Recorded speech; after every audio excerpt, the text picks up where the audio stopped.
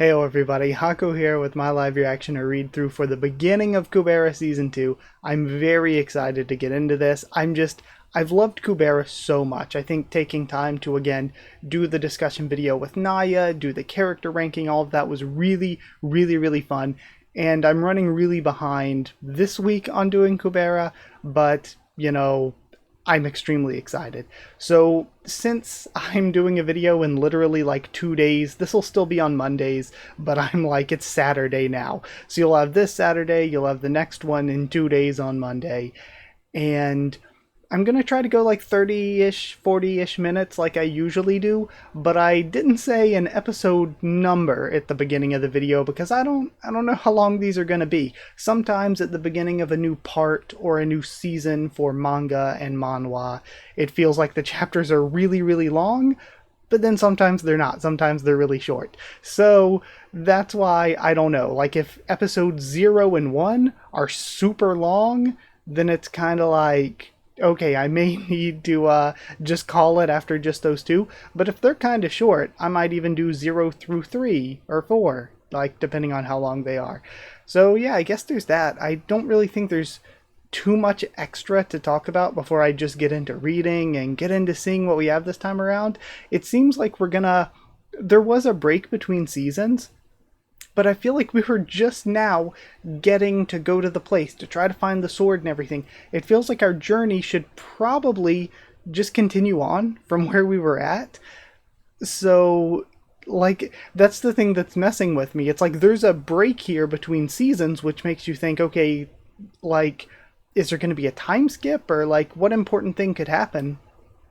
But at the same time, it's like where we were narratively, it feels like we should just be continuing from where we were. In addition to that, I feel like I'm sorry. I feel like I'm really starting to get some of the concepts in Kubera down, like the gods, the Shuras, like the different clans and everything like that, and the magic and everything. But I'm not 100% with it.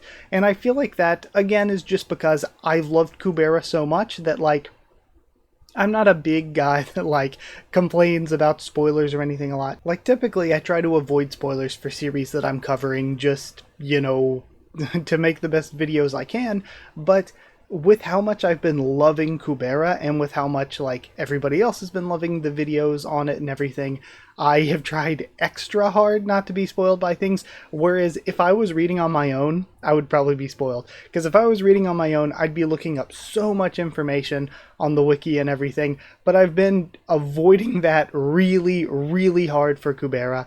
So it's one of those things where I'm only less than a fifth of the way in. The scope of what I understand for Kubera feels relatively small, but I will get there as I continue reading and as I continue getting more and more of an ability to look back on things and be like, okay, there was that thing I didn't catch, or that thing that at the time I was like, whoa, this is important, but then I forgot about.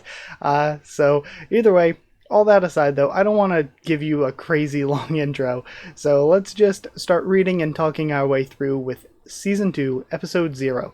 Also, the Season 2 that I threw up here looks kind of different than the episode and the 0, and I don't know if it's bothering me or not. Don't know if I'm gonna need to, like, slightly adjust and change that a bit, but we'll see where we go with all this. Promise me that whatever happens, you'll trust me. Yeah, I promise, Asha. And we have Lee's One Last Guide, Kubera, Season 2. Asha, what are you talking about? Why are you talking like someone who's about to die? Weird cut. So, correct plot theory coming. This is Lee's because she has the bracelet. So does Asha know things from the future, maybe? Because this looks like Lee's, but I feel like she's older here. But she does still have the bracelet. So I was gonna say, is this just somebody else who looks like Lee's? But I don't think so, because if it was just somebody else who looks like Lee's, they wouldn't have the bracelet. My crackpot theory was going to be, is this someone that is Asha from Carte, like, for sure? I don't really know if we for sure know that or anything. Or if I'm just, like, jumping the gun on, like, hints we've been given. And if so, is this somebody from there? And there's some like weird time and space going on with Kubera, and this is like not Lee's, just somebody who's like Lee's, or maybe like a different planet timeline Lee's. I guess that's still possible, but I think this is actually Lee's because of the bracelet. And then the way that we're cutting back and we are like right where we left off makes me think time stuff. Like maybe she has memories or knowledge of the future. Heck, maybe I'm wrong about her being from a different planet. Maybe Asha's actually just from the future. Do you think I would never die? And we have probably Guntarva? Human form? Do you think there's no way she would have died? Hold on. I'm just looking at the dialogue to see if there were different colors. Do you think there's no way she would have died? And then we have God Kubera. This is a fight with no villains, yet only victims exist. We have Marana and Ron. Maybe it's just an art style change because Ron looks older here too. Maybe it's just I'm so used to seeing him all chibi-fied. And then Yura. This is a story where someone has to shed tears. We have Agni, who's still mad, so some stuff is still going to be going on with Agni and Brilith. Sagara. And Brilith with the new outfit and hair. So, don't think that everyone will stick by your side. And I can't tell 100%. Oh, this might be... The hair, for some reason, was making me think... You can see my cursor, I think. This hair here was making me think of Voski at first, because they had, like, the big poofy, like, ponytail hair, I think. But I think this could actually be Asha's coat. Asha just looks, like, really tall here. Asha just looks, like, crazy tall. And this could be Lee's, because in the future Lee's panels that we've been seeing all through season 1, she had like the fluffy, feathery like stuff at her shoulders. So I'm thinking Asha and Lee's, but if it is, Asha looks like weirdly tall, and like Asha usually her legs aren't like that, right? Because she has like a skirt thing. So yeah, maybe this, I still think the one on the right is, could the one on the left be God Kubera? I guess that's maybe. I'm trying to think of what God Kubera wears. I'm trying to remember everyone's outfits. I do think the one on the right, though, is future Lee's.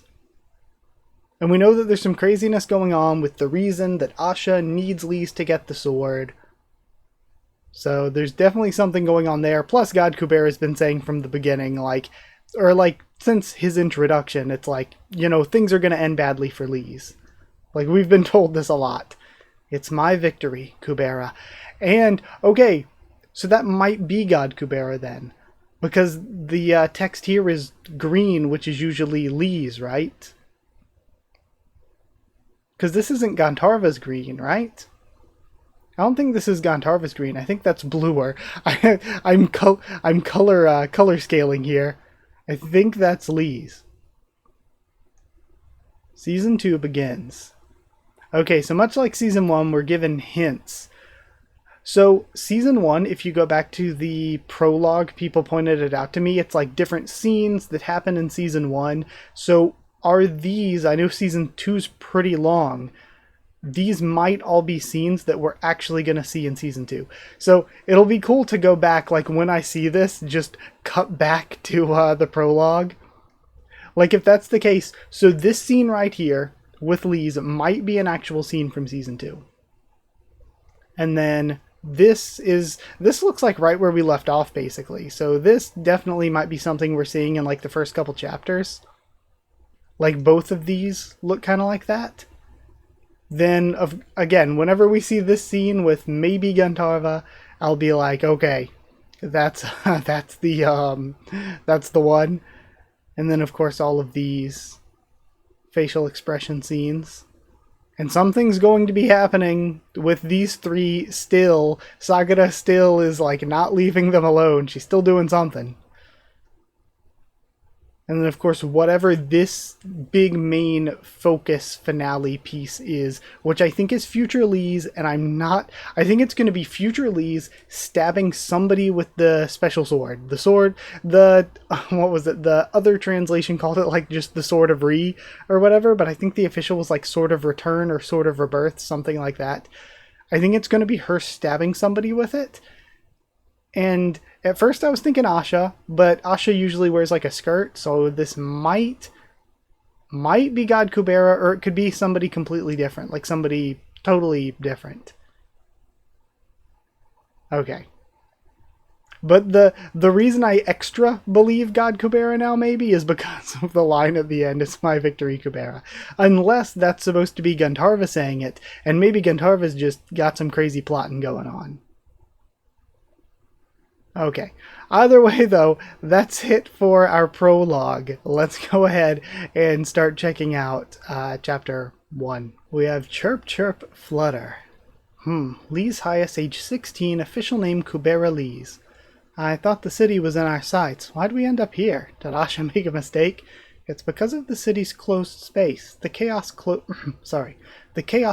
space disrupts magic. What does disrupt mean?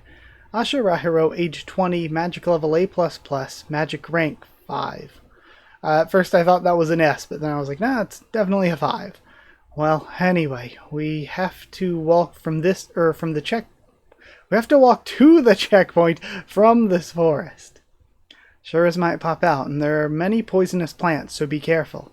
So you're saying we're lost again, alright? I'm so sick of this. We already went through enough at the water channel. One Last God, Kubera, Season 2, Chapter 1, Lost. Man, this looks really nice. I love this shot. But is it okay to just leave Ron like that? I don't care, we're already out of the channel. But the channel's closed now. How's he supposed to get back? That isn't my concern. Wow, Asha, that's a bit... Yuta age triple question mark. Asha certified half, apparently. And Ron is creeping with them. Ron Syrafe, quarter, age 36. Magic level double B. Magic ranking unknown. You didn't think I could follow you, huh? Get doused with water, Ashirahiro. Hoti, Varu, Bavadi Vayu. And then he sent flying. Don't get distracted. Follow me. I love the comedy in Kubera. It's so good. And I love just journeys. I love journey stories so much. Hey, don't you think that was a bit harsh? I came back in one piece because it was me. Any other person would have died. You could have killed me. Do you think you're in any position to shout? You used magic first. Can't you take a small joke? Don't use dangerous comeback spells. I was just using my water spell as a prank when your magic was no joke. Plus, I'm not even wearing a magician suit when you are. My spell wasn't intended to do any harm. It was the chaos closed space that interrupted my calculations. This happened to me, who's good at calculations. What do you think would have happened if you used magic? So, you're saying you didn't do anything wrong, right? Wow, what a dangerous guy. The atmosphere is becoming... Didn't you say your magic scores were higher than mine? Why are you being a crybaby over something like this? Oh, right. I'm glad you remembered. I'm glad you remember. I was worried about what I would do if you backed out. Why would I back out when I can win 10,000 gold? I'm the one who's going to win. You're going to lose. Your ego's through the roof. We still just have more shocked Pikachu face, Yuta, and Lee's in the background. It's so cute. Both of you stop. We're on the same side. I love the question mark. Let's stop the growling at each other. Kid, luggage, buzz off. Asha is so wrong. I love, like, this has been a common thing with Ron. Ron has always just viewed Lise as a kid, just always called her a kid. But Asha just calling her luggage is such a harsh Asha thing. This really sucks. I'm gonna become a magician. I'm gonna get a magic license. Anyway, this is how the four of us, including Ron, made our way through the woods to the Calibloom checkpoint. Things getting in our way weren't a problem. Sometimes there were Shuras looking for prey, but that didn't matter either. Stop attacking your own team. I know this much isn't going to kill you. So, again, we have Lee's plowing through any obstacles, and then Shura is being taken out by Asha, who's just, I guess, like, probably not actually purposefully doing it as a joke. Asha's calculations probably are being disrupted by the chaos barrier, and it's being used as a comedic point that the attacks are going for Ron as well. By the time we got used to getting hit by Asha's spells, this is nothing. Although Shura's coming out are weak, this is a piece of cake compared to getting out of the channel. Okay, so I guess maybe it wasn't just Ron. I guess maybe they were all getting hit by Asha's spells. Don't let your guard down, Lise. Only weak Shuras have come out until now, but there'll still be 4th stage Maras and Upanis from here on out. Asha, it'd be great if you first taught me what those words mean. It means you're no match for them. Haha, Asha still doesn't know how strong I am. You know, right, Yuta? Don't worry, I'll protect you. Lise, hurry up, will you? Okay. Let's go, Yuta. So cute. Oh? We have some crazy chaos business, maybe? Maybe because of his relation to the goddess? Interesting. Is he happy to be wiping these out? Or are they maybe being attracted more? Like, maybe I'm just completely on the wrong foot, thinking they're attracted more just because of his connection to the goddess of the barrier. Yuta? Wow, did you kill that thing just now? Amazing! It must be great to have a weapon. Teach me a skill to take out Shuras in one blow. But, Lise, you don't have enough vigor. Asha, I'm gonna learn a lethal move from Yuta. Notebook, I need my notebook. Also, he took it out with the sword still all wrapped up. The trees are watching. Camera 37 has caught something. A 4th stage Mara, killed in 0.5 seconds. The attacker seemed to use a sword, but the form of attack cannot be made out even by freezing the frames. And he didn't use any magic, not even Hoti Kubera. When all put together, the evidence seems to suggest that either his weapon is a god-level item, or he's a half with a powerful transcendental skill. Because we know that transcendentals can be invisible. So this, again, yeah, they're watching with their extra magic technology. And they're like, a normal human couldn't be strong enough to do that damage without using, like, Hoti Kubera or something. Really? So it was worth it after all to set up those cameras. Mine is mine, yours is yours. It looks kind of similar to Roosh. A god-level item, or a strong half. Whatever it may be of the two, I will get it before Teo. Alright? We have this really sketchy looking cliff. That looks like if you stood anywhere, like from, again, you can see my thing, anywhere from here onward, like your weight just feels like it could just collapse and you would very much be dying. I guess in Kubera's world, there's less danger of that because people are stronger than in the real world, but still. You think he's alone? Yes, and I don't think he has a weapon either. Could it be a magician taking a rest? Even if he may be a magician, this is what we saw at the end of last time, right? They look familiar. Would he really be resting in a place like this when the city's right here? Like this was in the epilogue, right? What's wrong about it? I come here to have lunch from time to time. It's much better than a crowded city. Teo Rakan, Quarter, age 48, Calibloom Fighters Guild branch president. Okay, this is really cool because I really like her design. Again, just assuming her here. I really like her design, but I also like that we're kind of getting into Fighters Guild stuff. We haven't gotten too much into that yet, despite the connection to Rowlee's. That's because you're strong, although you're still weaker than Irie, so Irie mentioned. Elwyn Rakan, half, age 27, half sponsored by Teo. I wonder if they have the same surname because of the sponsorship or if they're related. Because halves and quarters age differently, so this is odd. So a quarter who's age 48, a half should age even slower. So Teo is basically like human age 24, and Elwyn is like human age... it doesn't really divide evenly, but like 7 3/4. Right? Hopefully my math wasn't incorrect there. Or I guess Yeah. No. No, I was thinking about why was I going like divide by 2 then divide by 3? No, actually I was right, wasn't I? Hold on. Cuz okay, so a 6-year-old human to a half would be 18. So 7 would be 24 and then 3/4. So yeah, I was right. I don't know why I started second guessing myself and thinking I divided by 3 instead of 4 by some reason. Um, I told you not to talk about Irie in front of me. Why don't you try liking her for a change? Well, that aside, yeah, that's him, right? He doesn't have a weapon and he's by himself. Yeah, that's him. Although he was sitting down earlier. Yeah, he really does look like he's in danger. He isn't carrying a weapon, nor is he wearing a shirt.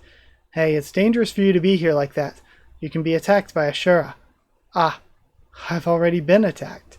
I need to get to the city and get treated, but I'd lost my ID along with my shirt. So we have another infiltration from Gandharva. Did they maybe figure out that the power of the name was coming this way? And if so, maybe this is Gandharva making plays against God Kubera. Because God Kubera did technically help them out, but it's clear that the reasons doing so were sketchy and that they were at least antagonistic in some way towards Gandharva. So we need to figure out what kind of plays are being made here. Let's go to the next chapter. And I'll probably just end this video after this one just because I have a lot to do, and like I said, in 2 days I'll get to read again. Do I see the blood dripping on Gandharva? Oh, my tail. I think he's seriously hurt. How strange. He seemed like he was just resting earlier. My goodness, what are you doing here if you're hurt? Even if you don't have a sponsor, you should have waited at the checkpoint. This place is dangerous. Anyway, let me take a look. We need to stop the bleeding first. He smiles. Meanwhile, Atera. The meeting will start once the priestess arrives, right? No, there's still a couple of people who aren't here yet. Prowl, the principal of Atera Magic Academy, said he's going to be late. Again, we're back to Atera. And Mr. Cossack said he would be attending, but since Agwin said she can't come, I don't know if Mr. Cossack will come or not. We have Ernst Seyran, age 26, Atera Magic Guild General Manager. What? Mr. Cossack? Jeez. Why would a half that can't use any spells but into a magician's meeting? Bruce Seyran, Quarter, age 34, Atera Magic Guild Branch President. Why would you hate Mr. Cossack so much when there are many fighters you like? Is it because he's a half? Well, there is that reason, but the important thing is the face. The face. The true strength is acquired through the face. That's why Asha's the strongest. What is that strange logic? But the results do add up. So is... I'm so dumb. Never mind, I'm not going to say what I was about to say. But it'd be best for you to say things like that here. Why, you know it's true. The Dragon Tribe Gnostikas are not ugly, so I guess his mom was really ugly. If not, there's no way he'd be that ugly. Yeah, grab. Hey, can you tell me where the conference room is? Cossack Rajov, half, age 132, the only dragon half on the planet. So, Cossack is still 43 in human years? So he's still fairly old, even converted to human years. I love the next panel. That way. Ah. Roosh, get yourself together. I love Roosh so much. Ah, hello, Mr. Cossack. I see. Mr. Cossack is here as well. He's still as famous as ever. Can I get your autograph? Move. How could we discuss the attack that day without Mr. Cossack? Besides that, have you seen Mr. Cossack's autograph when his horns are out, Irie? It's a total mess because his hands are like that, but it's worth a lot. Lorraine Ratia, age 36, magic level AA, magic ranking 4. Okay, so is this like Tower of God rankers? Is this like full rankings? So if so, Lorraine is greater than Asha. If you're talking about his autograph when he has horns, I already got 10 of them 20 years ago, although I lost them all during the upheaval. Airi Yui, age 27, Magic level A+, magic ranking 6. So Iety really is that strong too among humans. So it doesn't say half or quarter though. For some reason I was thinking that Irie was like a quarter or something, but I guess not. What? How the hell did you get so many of them? I don't know, I lost my memories during the upheaval, remember? Then how do you know you had those autographs? I don't remember, but it was written in my diary. And we have nice kid, Agwin, bad Cossack. But when I asked Professor Agwin, she said she didn't know anything about it. What? Then that diary must have been about your dream. Maybe so. And that's how I received the Staff of Agni, but since I can't completely control the staff yet, Mr. Idiot Smith helped me with... Agni, are you really going to use this name? She's preparing Brilith Ruin, age 21, Priestess of Vatera, Fire. Who cares? It's good and simple. But... And then, what are they going to think when they hear such a weak argument along with a name like this? You think so? Then pick one. Jobless Smith, Reader Smith, Student Smith, Artistic Smith, Comedy Smith. And then, of course, it's Kim whatever. Deep Fried Smith sounds good. Deep Fried Smith sounds good. I must be a genius. Idiot Smith, age unknown, seriously jobless, Brilith Stalker. Then, my God, she pulls the blanket. How could you do this after saying that you would attend the meeting? In the end, I prepared everything while you read erotic fiction and did nothing all day. Why would someone who reached enlightenment need to read those kinds of books? I guess staying too long in the human realms made you lose enlightenment. Do you have any idea how hard it is for me to explain this situation? How can I explain these things well when I don't even know how many people know about you, including Miss Lorraine? I'm going to be the laughingstock of the meeting with this stupid excuse. And it's all just... like draining into him. Why do I always have to hide you? Why can't we just stand in front of people together as who we are? I'm so sorry. I got sensitive because of the meeting. I'll make it work somehow, so just please come to the meeting. And she slams the door.